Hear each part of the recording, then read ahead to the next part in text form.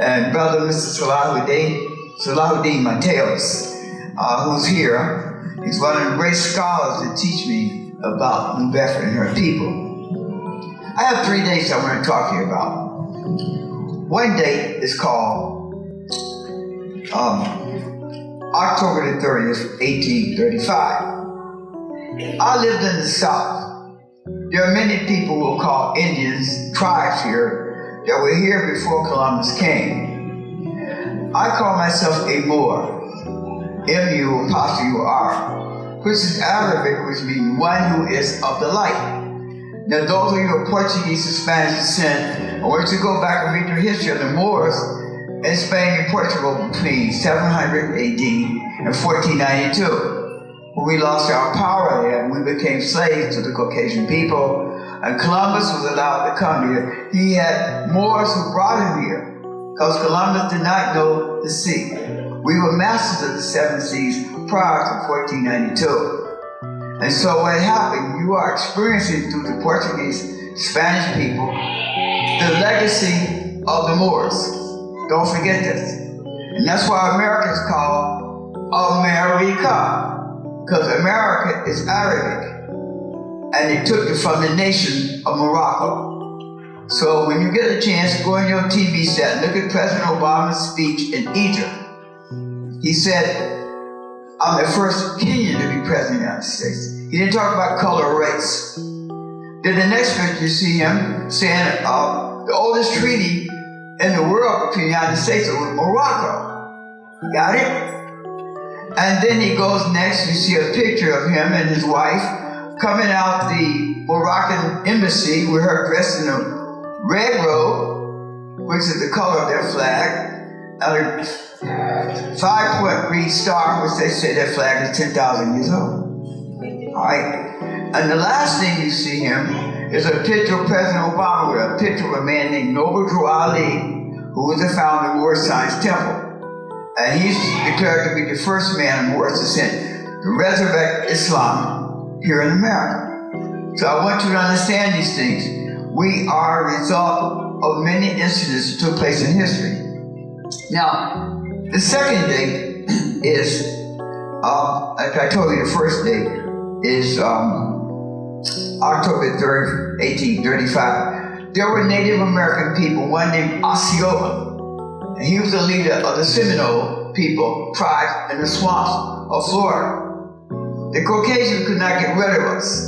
So what happened, they sent Andrew Jackson, a great general of America. He fought, they lost maybe about 40,000 American soldiers to the Seminoles and other tribes. But they tricked him on a flag of truce, the white flag, like they did the leader of the rebellion in Haiti, Toussaint Louverture. And he went there thinking he was going to have a chance to talk with the leadership of America, but he didn't. And so they put him in prison, and he died from diseases that they put in his cell, smallpox and things like that. So what happened was, 2 of his fathers were able to escape out of prison. The prison bars were about 12 inches apart, and they could get out of the prison. But they lost weight, so they were so skinny they could get between those bars. So 2 of the Seminole warriors were able to escape. Remember Osceola. So he died on January 30th, 1835. Remember that date. They're the only tribe who was never defeated by the military of the United States. So that means what? That we as a people, all citizens, must never let anyone put us in slavery again. That's all of us. And that's why I'm blessed to be in New Bedford. The next date is January the 31st. On January 31st, 1865, the government of the United States passed the 13th Amendment to the Constitution, ending illegal slavery. All right? Many of your ancestors in New Bedford and others went south with Sergeant Carney to fight the war against those who held our people in slavery. Remember that day, January the 31st, 1865. The next day, Abraham Lincoln was so happy that Congress passed the 13th Amendment because he needed people to fight the war, particularly the color of the African people, the Native American people.